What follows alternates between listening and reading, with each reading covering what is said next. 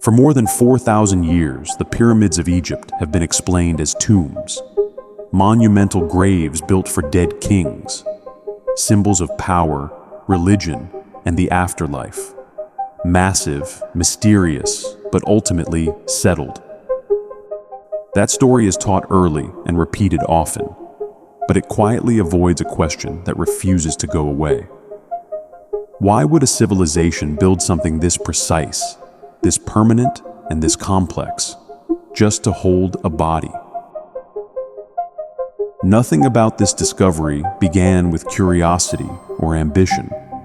It began with people.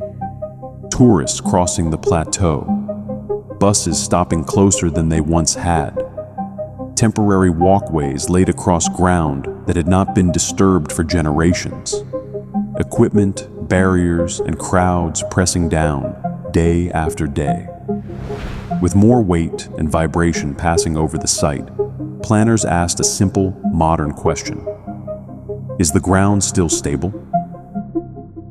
Before any reinforcement or construction is approved near structures this old, the stone beneath them is checked.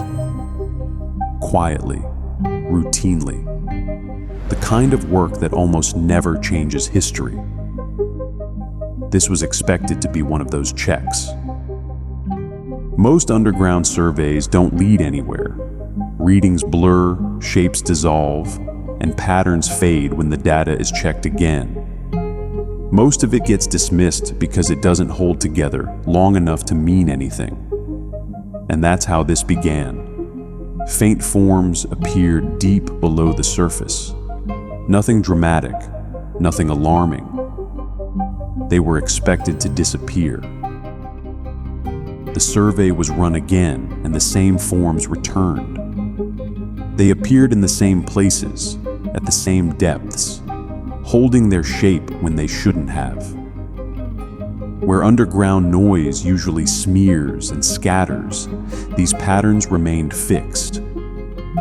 That's when routine became attention, because randomness doesn't repeat itself with precision. The work continued because it should have resolved itself. Instead, progress slowed in subtle ways and steps took longer. Replies arrived later and decisions lingered. No one said stop. Nothing was formally rejected, but nothing moved forward either. That kind of pause is familiar in sensitive work. It tends to happen when a question stops fitting inside the system built to answer it. If the ground below the pyramid wasn't random, then the structure above it couldn't be either. Attention shifted upward, not to symbolism or myth, but to how the pyramid behaves. Inside, the deeper you go, the heavier the stone becomes. Massive blocks positioned exactly where the load above is greatest. This isn't decorative and it isn't ceremonial. It's structural. Tombs don't require this kind of precision. Systems do. And this is where the story changes. Long before the desert looked the way it does today, water ran much closer to the pyramids. Beneath the structure are passages that drop far deeper than anyone would need to reach a burial chamber. Some of those lower spaces show clear signs that water moved through them again and again. That's hard to square with a tomb. A burial site doesn't need flowing water beneath it. It doesn't need channels or movement coming up from below. But structures meant to interact with their surroundings often do. If water was deliberately guided beneath the pyramid, then it wasn't designed to sit quietly above it. It was meant to respond. Near the center of the pyramid is a sealed stone chamber, positioned directly beneath the greatest weight above it. The walls are unusually thick. The ceiling is heavily reinforced. When sound enters this space, it doesn't fade the way it does elsewhere. It lingers longer than expected. It feels contained, almost held in place. That's difficult to explain as a burial feature. Spaces built to honor the dead don't need this kind of control, but structures designed to manage conditions often do. Archaeologists call it the King's Chamber. The name suggests one story.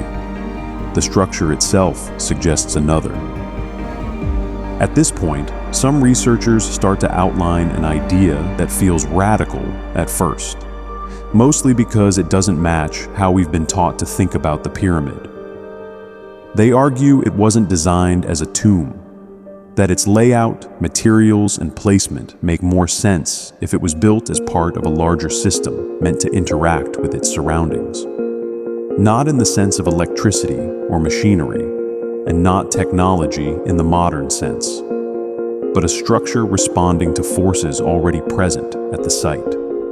Water moving below, constant pressure from above, vibrations shaped and contained by stone, the entire mass grounded deep into the earth. From this perspective, the pyramid wasn't creating energy, it was shaping what was already there.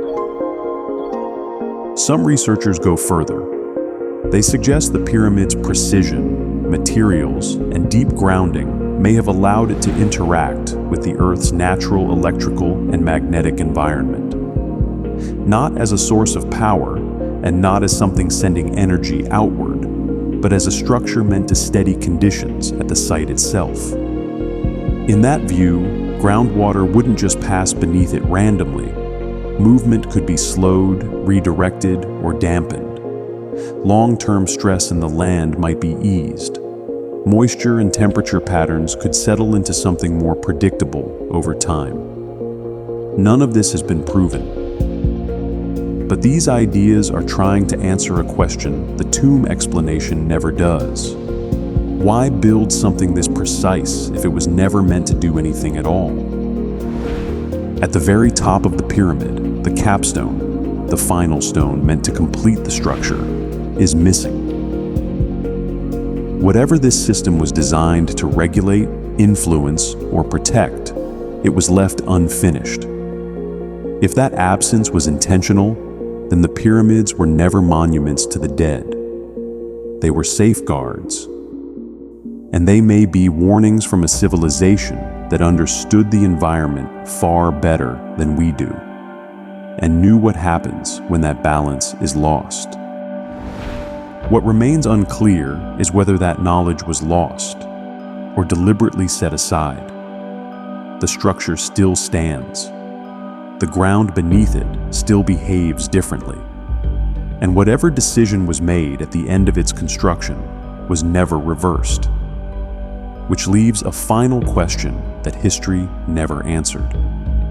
Not what the pyramids were built to do, but what they were built to prevent.